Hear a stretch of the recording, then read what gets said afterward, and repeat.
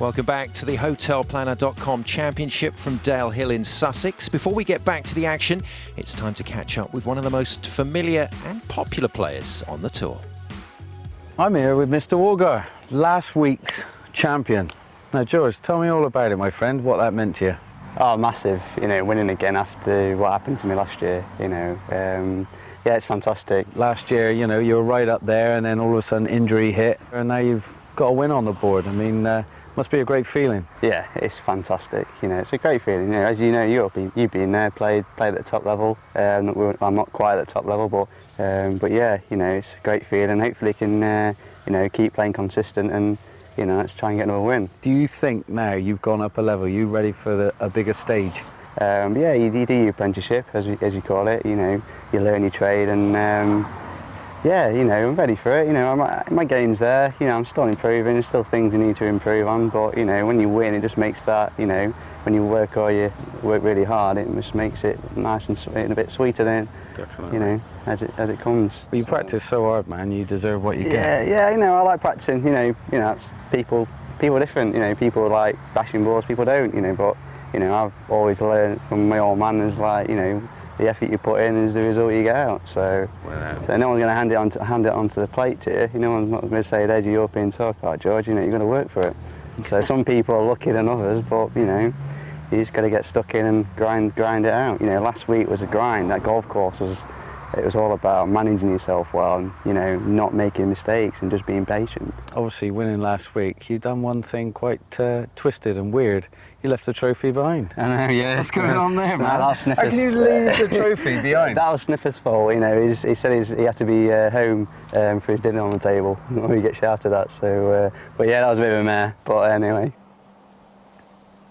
Well done, George. One of the hardest working players on tour, and congratulations from us in the commentary box. About time too.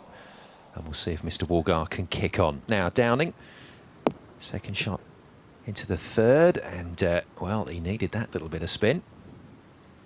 There's a little ridge at the back of that green that helps that flag position, just 13 paces on. Now, this is the sort of shot you're going to see a lot of on a course like Dale Hill. Quite a lot of elevated approach positions, and very difficult to get your yardage right in those situations, but that, I would say, just about spot on, Ross. Yeah. Absolutely got the numbers right. Now this is the important thing though. Get your numbers right, but you shouldn't miss those. Oh dear. Downing alongside McGee today. And that is just too frustrating for words.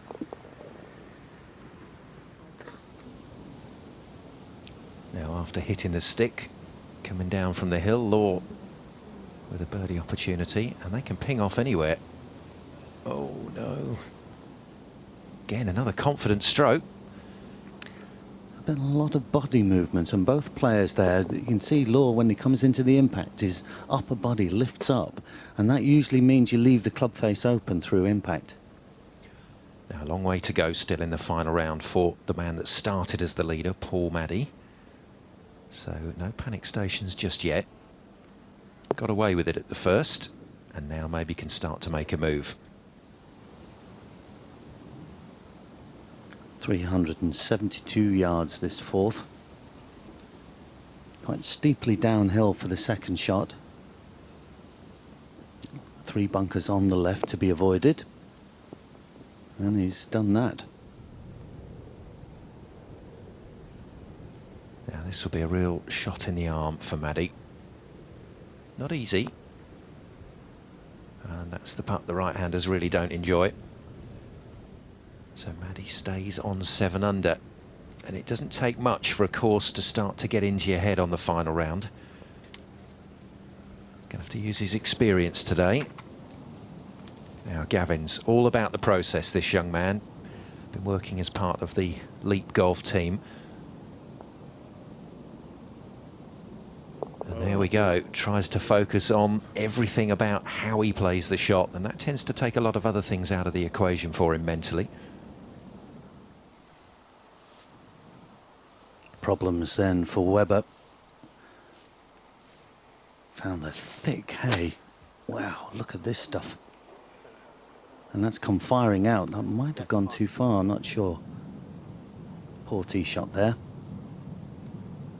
Yeah, very easy to come out of the frying pan into the fire in those situations. Now, Downing trying to make amends. Oh, he's unlucky, very unlucky there. And we'll slip back another shot. Well, we're seeing movement in both directions, Ross. Are you always going to on the final day?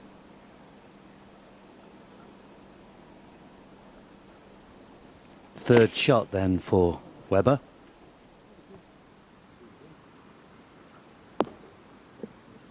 And that's some way from the flag.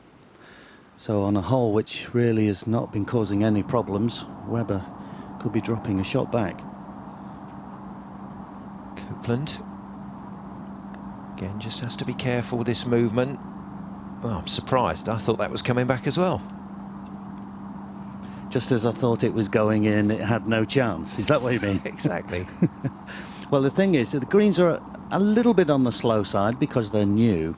And what that means is they tend not to fall in. They always seem to just run by the edges of the holes because the grass a little bit stronger and a little bit more upright.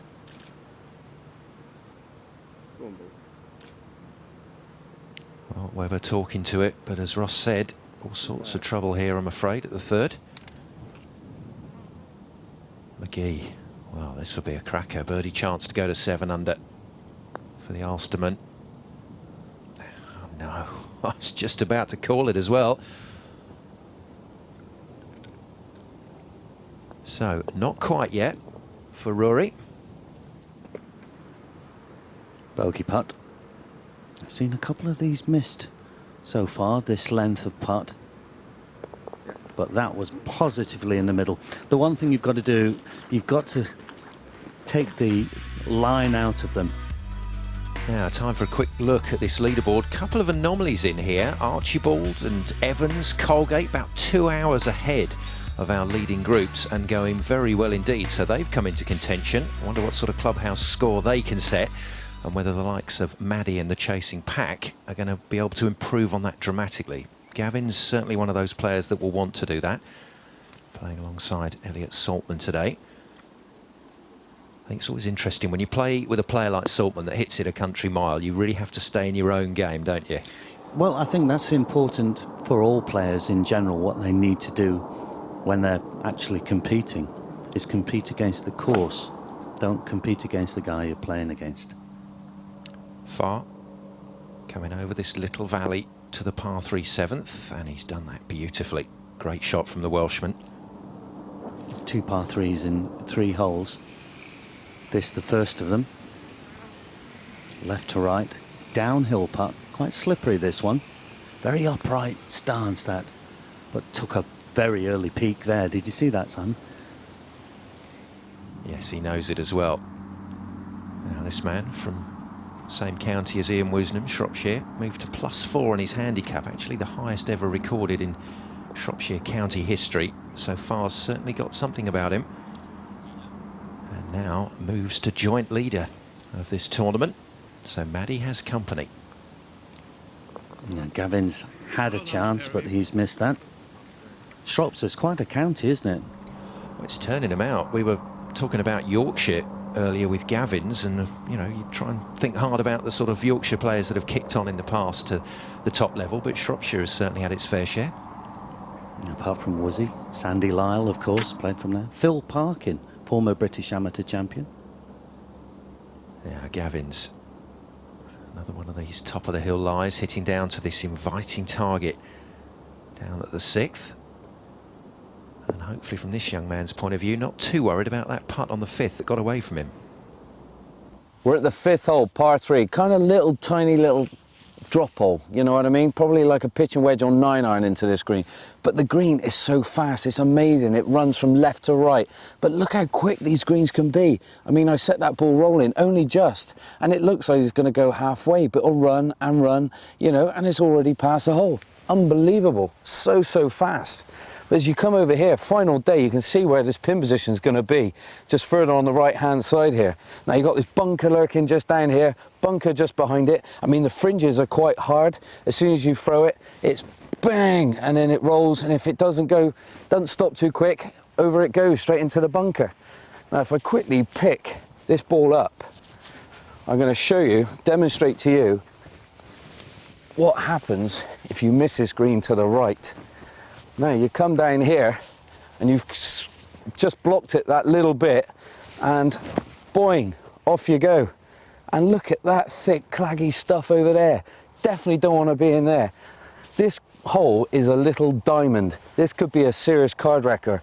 If you get carried away, you know, you could come off with a 4 or 5 very, very easy. This hole is amazing. Yeah, really well designed hole by Woodsy. All the trouble, knows that it's just a 9-iron or wedge. Now can Maddie get it right? Always hit the hard bit, and the spin has taken it back, possibly in the bunker. Now Gavin's left himself a little bit more than he would have liked with this approach. So slow up the hill, these putts.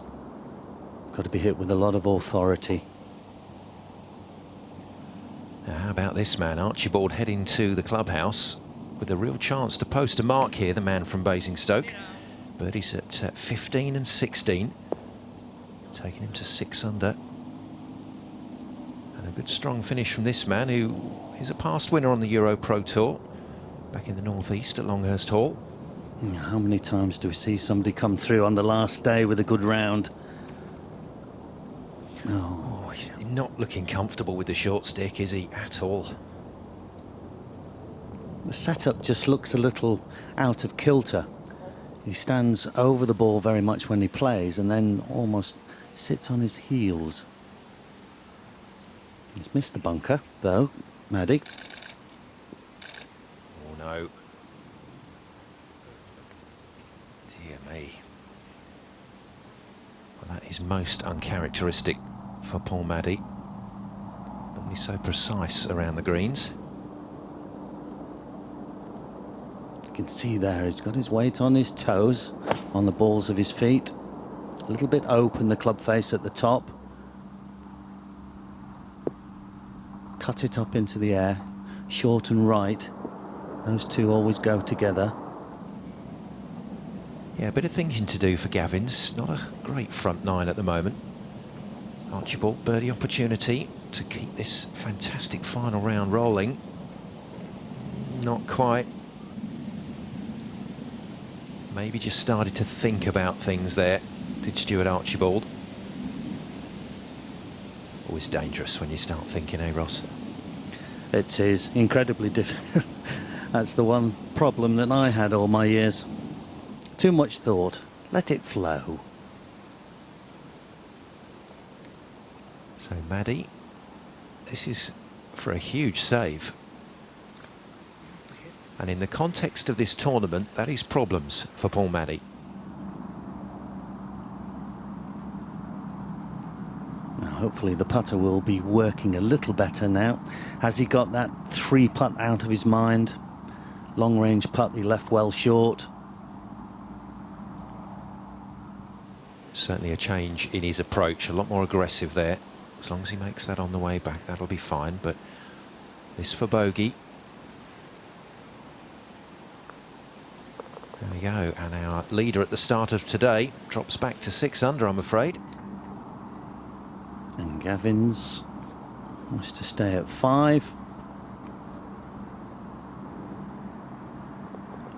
Well done. Good stuff from Gavin's, but still doesn't look too happy out there. But, well, if he takes a look at the leaderboard, he's still fine. But it's Oliver Farr, the Welshman, that takes over in top spot where Paul Maddy was. And Archibald, Coupland, McGee and Maddy in the closest pack, just a shot off the pace. As the lead pairing struggle on the front nine, the rest of the chasing pack pick up the pace. So there's all to play for here at the hotelplanner.com Championship.